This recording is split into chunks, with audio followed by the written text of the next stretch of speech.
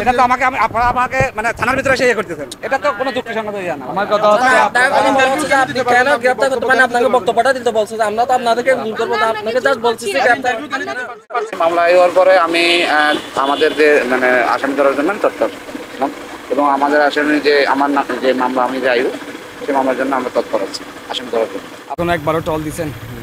আমরা কখনো দেখি নাই। টল দিচ্ছেন আপনারা? অবশ্যই টল দেন না আপনারা। এই যে আপনারা নিজেই বলতেছেন যে দেন নাই, যে আপনি যে না দেন নাই। এই যে আমরা যখন আন্দোলনরত ছিলাম আমাদেরকে ধরার জন্য পয়েন্টে গোয়েন্দা থাকতো, পয়েন্টে আমাদেরকে ধরার জন্য আমরা রাতে ঘুমাতে পারতাম না। আজকে আমাদের কত ভাইয়ের স্বপ্ন আমরা কবর দিয়ে আসছি, তাদেরও অনেক স্বপ্ন ছিল। হ্যাঁ, কত নির্মম একটা রাত গেছে, 4 তারিখের একটা রাত। ওই নির্মম রাতের কথা ওনারা বলে গেছে, উসি স্যার বলে গেছে, পুরা সদর থানা বলে গেছে, কিন্তু আমরা বলি না। আজকে আমরা থানাতে আসতেছি, থানাতে যাচ্ছি, থানাতে আসতেছি, থানাতে যাচ্ছি, এইভাবে আমরা দালালের মতো ঘুরতেছি এখানে সদর থানায়। একটাও গ্রেপ্তার হয়নি এখনো। আমার ভাইরা তো লাস্ট এখনো কবরে, ওদের এতদিনে পচন হয়ে গেছে, কিন্তু এখনও আমাদের পুলিশ ঘুমাচ্ছে, পুলিশ আসতেছে যাচ্ছে। আমরা ছাত্র সমাজ এই মামলার গ্রেপ্তার করার জন্য এতবার আসছি থানায়, মানুষ আমাদেরকে দালাল বলতে বাধ্য হচ্ছে, মানুষের দৃষ্টিভঙ্গিটা ওইদিকে চেঞ্জ হয়ে যাচ্ছে, আমরা প্রশ্নবিদ্ধ হচ্ছি।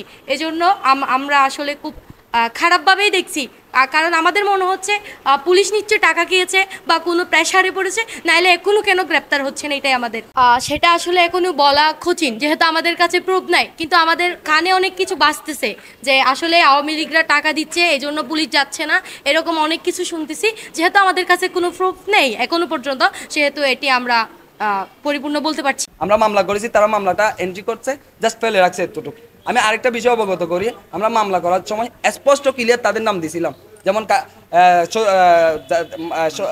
মার্শালের নাম শুধু মোহাম্মদ মার্শাল, কেন কাইজার হক জুয়েল ওর নাম কাইজার হক জুয়েল, শুধু জুয়েল কেন দিছে? এভাবে কিন্তু তারা মামলাতে নামগুলোও দিচ্ছে। আমরা যেহেতু আইনের ছাত্র না, আমরা আইন সম্পর্কে কম বুঝি, তারা যেহেতু বুঝে, টাকা খেয়ে যদি টাকা না খাইতো তাহলে এই নামগুলোও ওইভাবে তারা দিত না।